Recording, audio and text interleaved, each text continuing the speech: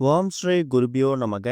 ஓம் ஸ்ரீ மகா பெரியவா சரணம். பிப்ரவரி 15ஆம் தேதி ஞாயிற்றுக்கிழமை, நாளைய தினம் மகா சிவராத்திரி. இப்போ நாம சொல்லக்கூடிய இந்த பொருட்களை குளிக்கக்கூடிய தண்ணியில கலந்து குளித்தாலே உங்களை பிடித்திருக்கக்கூடிய எல்லா விதமான கெடுதல்களும் நீங்கி நல்லது மட்டுமே நடக்கும். எதிர்பாராத செல்வம் உங்களை தேடி வரும். அது என்னென்ன பொருட்கள்னு பார்க்கறதுக்கு முன்னாடி நம்மளோட வீடியோஸை இப்போதான் நீங்கள் ஃபர்ஸ்ட் டைம் பார்க்குறீங்கன்னா மறக்காம சப்ஸ்கிரைப் பண்ணிக்கோங்க. தொடர்ந்து இது மாதிரி அப்டேட் தெரிஞ்சுக்கிறதுக்கு பக்கத்தில் நோட்டிஃபிகேஷன் பெல்லை கிளிக் பண்ணி ஆல் அப்படிங்கிற செலக்ட் பண்ணிக்கோங்க. இப்போ என்னென்ன பொருட்களை கலந்து குளிக்கணும் அப்படிங்கிற பற்றி தெளிவாக தெரிஞ்சுக்கலாம். சிவராத்திரி அப்படின்னு சொன்னாலே சிவபெருமானுக்குரிய அற்புதமான ஒரு இரவு பொழுது. மாதம் மாதம் நமக்கு சிவராத்திரி வந்திருந்தாலும் மாசி மாதத்துல வரக்கூடிய தேய்பிரை சதுர்த்தசி திதி தான் மகா சிவராத்திரி. எல்லா விதமான சிவன் கோவில்கள்லையும் ரொம்ப பிரம்மாண்டமா, ரொம்ப கோலாகலமா 4 கால பூஜைகள் நடக்கும். அதுல போய் கலந்துக்கிறது கோடி புண்ணியம். 4 கால பூஜைகள்ல ஒரு கால பூஜையில தான் என்னால கலந்துக்க முடியும் அப்படிங்கிறவங்களுக்கு அற்புதமான ஒரு வரப்பிரசாதம் 3ஆம் கால பூஜை. அதாவது நிஷித்த கால பூஜை அப்படின்னு சொல்லுவாங்க. இப்ப இந்த தேய்பிரை சதுர்த்தசி திதி இருக்குல்ல, அது ஞாயிற்றுக்கிழமை மாலை 5:51 தான் ஆரம்பிக்குது. எப்படி பார்த்தாலும் எல்லா விதமான சிவன் கோவில்கள்லையும் மாலை ஒரு 6:15 மணிக்கெல்லாமே முதல் கால பூஜையை ஆரம்பிச்சிடுவாங்க.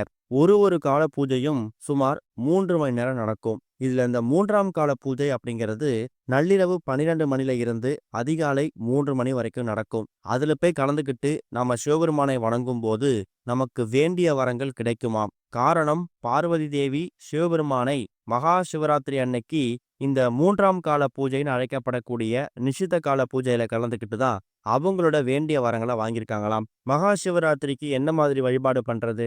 நாங்க கோவிலுக்கு போகல, அதுக்கான சந்தர்ப்பம் அமையல அப்படிங்கிறவங்க ரொம்ப எளிமையா வீட்டிலேயே வழிபாடு செய்யலாம். மாலை ஒரு 6-7 மணிக்கு மேல சிவபெருமான் போட்டோவுக்கு முன்னாடி ஒரே ஒரு தீபம் ஏற்றி வச்சிடுங்க.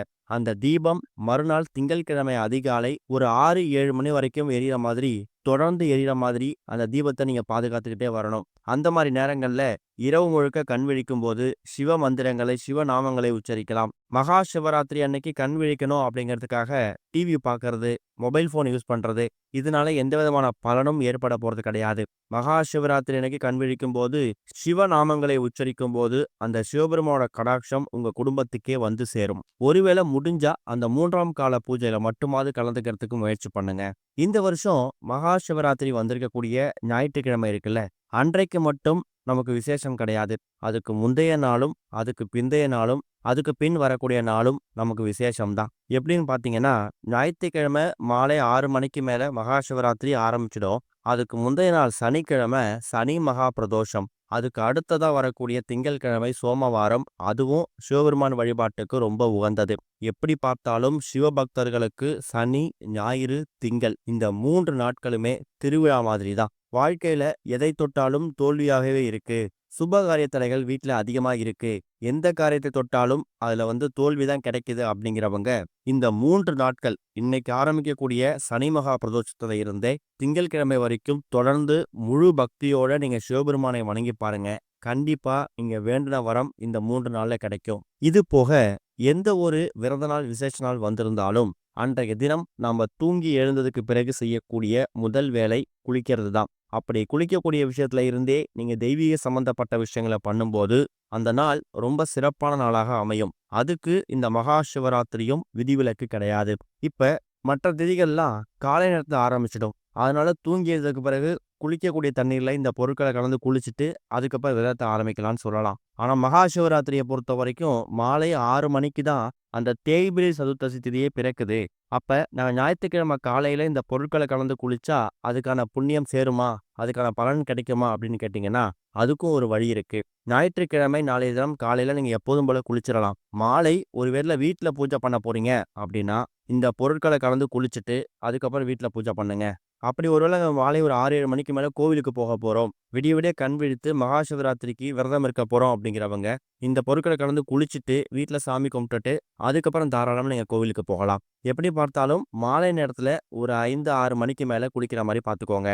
முடிஞ்சவங்க அப்படி குளிக்கலாம். இல்லைன்னா விடிய விடிய கண் விழித்துட்டு திங்கட்கிழமை காலையில இந்த பொருட்களை கலந்து குளிச்சுட்டு அதுக்கப்புறம் பாரணை செய்து மகா சிவராத்திரிக்கான விரதத்தையும் முடிக்கலாம். கூடுமான அளவுக்கு ஞாயிற்றுக்கிழமை மாலை நேரத்துல இந்த பொருட்களை கலந்து குளிக்கிறது விசேஷம். அதுல முதல் முக்கியமான பொருள் சிவபெருமானோட ஒரு அடையாளம் அப்படின்னே சொல்லலாம். ருத்ராட்சம் அப்படிங்கிறது அற்புதமான நேர்மறை எண்ணங்களை ஏற்படுத்தக்கூடிய ஒரு பொருள். ருத்ராட்சம் இருக்கக்கூடிய இடத்துல சிவ கடாட்சம் தானாவே கிடைச்சிடும். அதனால ஒரே ஒரு ருத்ராட்சம் உங்க வீட்ல ஏற்கனவே ருத்ராட்சம் இருந்துச்சுன்னா தாராளமா அதை பயன்படுத்திக்கோங்க. புதிதாக வாங்கணும் அப்படிங்கிற கட்டாயம் கிடையாது. அடுத்ததா ஒரே ஒரு வில்வ இலை, தோஷ நிவர்த்தி பொருள். அதாவது பிரதோஷ வேளையில நம்ம சிவபெருமான் கோவிலுக்கு போகும்போது வில்வ இலைகளால் அர்ச்சனை பண்ணும்போது நம்மளுடைய எல்லா விதமான தோஷங்களும் கரைந்து போகும். அதுதான் வில்வ இலைக்கு இருக்கக்கூடிய ஒரு மிகப்பெரிய மகிமை.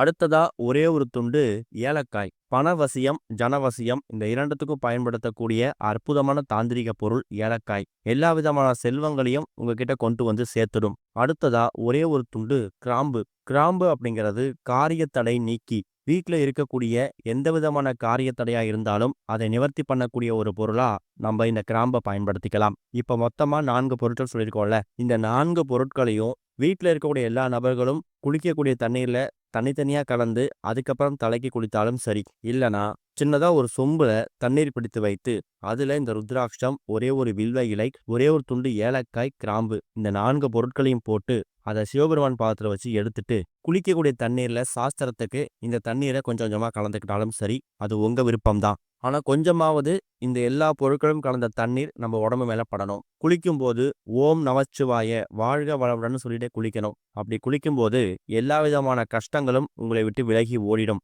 இதுவரை உங்களை பிடித்திருந்த எல்லா விதமான தோஷங்களும் கரைந்து போகும். தெரிந்தோ தெரியாமல் செய்திருக்கக்கூடிய பாவங்களுக்கு விமோச்சனம் கிடைக்கும். அதுதான் இந்த பொருட்களை கலந்து குளிப்பதற்கான முக்கியமான நோக்கம். இந்த பொருட்களை கலந்து குளிச்சுட்டு அதுக்கப்புறம் நீங்க பண்ணக்கூடிய சிவ வழிபாடு உங்க வாழ்க்கையில பெரிய மாற்றத்தை ஏற்படுத்தும். குளிச்சு முடிச்சதுக்கு பிறகு அந்த ருத்ராட்சத்தையும் நீங்க பத்திரப்படுத்தி வச்சுக்கலாம். மீதி இருக்கக்கூடிய ஏலக்காய், கிராம்பு, அந்த வில்வ இலை அதை அப்படியே செடி கொடிகள்ல கால் படாத மாதிரி போட்டுருங்க. குளிக்கக்கூடிய தண்ணீர்ல என்ன மாற்றம் வந்துட போகுது? எப்பொழுதும் போல குளிக்கக்கூடிய தண்ணீர் தானே அப்படின்னு நீங்க சாதாரணமா நினைக்கலாம். சிவராத்திரி மாதிரியான நாட்கள்ல நம்ம இறை வழிபாடு பண்ணும்போது நம்ம உடலும் மனதும் சுத்தமாக இருக்கணும். அதை விட முக்கியமானது, அப்படி குளிக்கக்கூடிய தண்ணீரால ஒரு சிறிய மாற்றம் ஏற்படுது. அது மூலயமா ஒரு 10 ரூபாய் லாபம் கிடைக்குது. இதுவரை இருந்துட்டு இருந்த கஷ்ட நிலையில கொஞ்சம் முன்னேற்றம் ஏற்படுதுன்னா அதுக்கு எல்லாத்துக்குமே நீங்க மட்டும்தான் அதிபதியா இருக்க போறீங்க. அது மூலயமா கிடைக்கக்கூடிய பலன்கள் எல்லாமே உங்களுக்கு மட்டும்தான் வரப்போகுது. அந்த ஒரு நம்பிக்கையோட செய்து பாருங்க.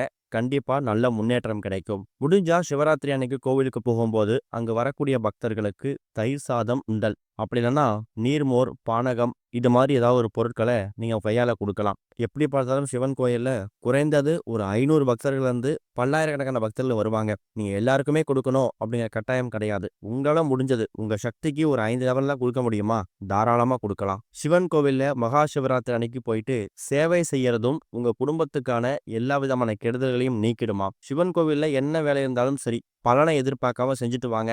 கண்டிப்பா சிவபெருமான் பார்வை உங்க மேல விழும். ஓம் ஸ்ரீ குருபியோ நமக. ஓம் ஸ்ரீ மகா பெரியவா சரணம்.